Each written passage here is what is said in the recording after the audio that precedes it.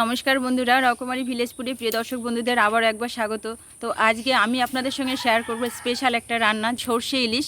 তো আপনারা দেখতে থাকুন, প্রথম থেকে শেষ অবধি আমার সঙ্গে থেকে ভিডিওটা দেখতে থাকুন। প্রথমে আমি ইলিশ মাছটা মাছটা কেটে নেব। মাছটা পিস পিস করে কেটে নিচ্ছি, একদম টাটকা মাছ।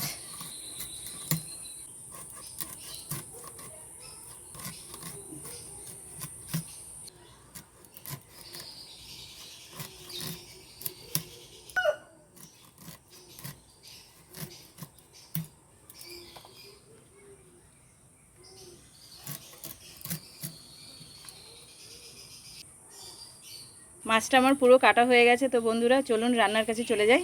তো আমার কড়াই বসিয়ে দিয়েছিলাম, কড়াইটা আমার গরম হয়ে গেছে। এখন আমি সর্ষে ইলিশ করার জন্য কড়াইতে দিয়ে দিচ্ছি সর্ষের তেল।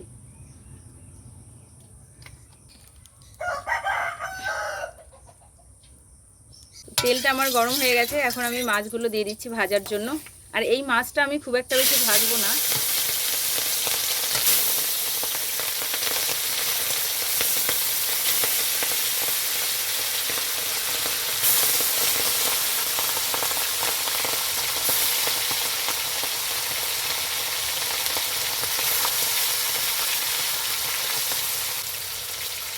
এখন আমি একটু ঢাকা দিয়ে রেখে দেবো।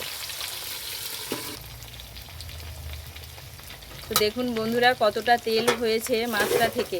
আর এই মাছটা আমি নুন হলুদ দিয়ে মাখিয়ে 10 থেকে 15 মিনিট রেখে দিয়েছিলাম। তো মাছটা এখন একটা পিঠ হয়ে গেছে, আমি উল্টিয়ে নিচ্ছি।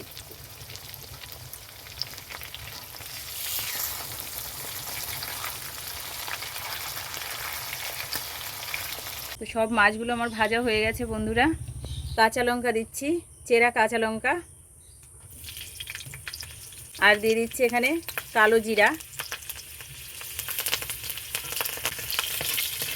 তো ফোড়নটা আমার হয়ে গেছে, আমি এখানে দিয়ে দিচ্ছি গরম জল।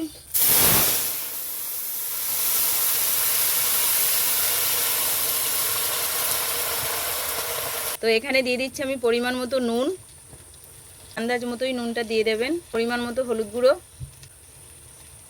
এবার জলটা একটু ফুটতে দেবো।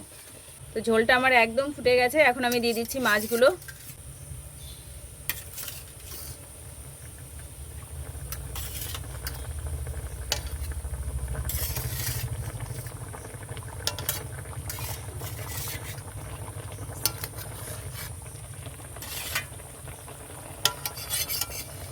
মাছটা দিয়ে আমি বেশিক্ষণ সময় নেব না, সব মাছগুলো দেওয়া আমার হয়ে গেছে। আমি এখানে সর্ষেটা বেটেছি, কাঁচা লঙ্কা, নুন আর সর্ষে একসঙ্গে দিয়ে বেটেছি, যাতে কখনোই তেতো হবে না।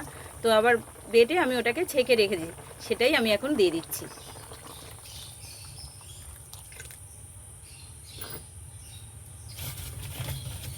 1 থেকে 1.5 মিনিট একটু ঢেকে রেখে দেবো। ওপর থেকে আমি 2-1টা কাঁচা লঙ্কা, চেরা কাঁচা লঙ্কা দিয়ে দিচ্ছি। তো আপনারা চাইলে দিতেও পারেন, নাও দিতে পারেন বন্ধুরা। আর একটুখানি যেটা করব সেটা হচ্ছে একটু কাঁচা সর্ষের তেল আমি উপর থেকে ছড়িয়ে দেবো। রান্নাটা আমার হয়ে গেছে, আমি এখনই নামিয়ে নেব।